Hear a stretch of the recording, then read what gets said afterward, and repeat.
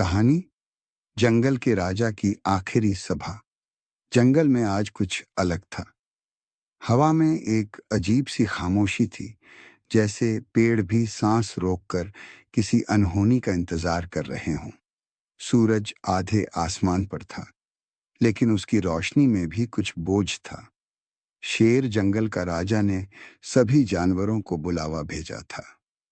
कोई नहीं जानता था कि आज की सभा किस लिए बुलाई गई है, लेकिन जब शेर बुलाए तो आना ही पड़ता है।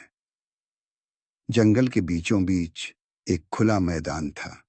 वहीं शेर एक ऊंचे पत्थर पर बैठा था, वही पत्थर जिस पर वर्षों से वो राज करता आया था। हाथी, हिरण, लोमड़ी, बंदर, भालू सभी शांत होकर बैठे थे। सबकी नजरें शेर पर टिकी थीं। शेर ने गहरी सांस ली और बोलना शुरू किया। मैं बूढ़ा हो गया हूं, अब दौड़ नहीं सकता, शिकार नहीं कर सकता। मैं अब वो नहीं रहा जो कभी था, लेकिन मेरी आंखों ने बहुत कुछ देखा है। सन्नाटा और गहरा हो गया। मैंने इस जंगल में सिर्फ राज नहीं किया, मैंने इसकी सांसों को सुना है। पेड़ों की पीड़ा, नदियों की शिकायत, मिट्टी की चुप्पी। हम सब धीरे धीरे अपनी जड़ों से कटते जा रहे हैं।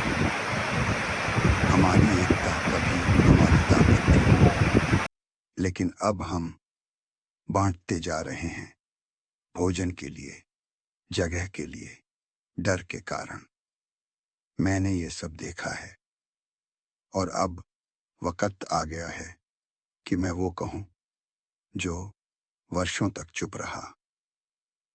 सबका ध्यान केंद्रित था, कोई सर नहीं हिला रहा था, कोई फुसफुसा तक नहीं रहा था। राज करना कभी मेरा उद्देश्य नहीं था, जिम्मेदारी थी।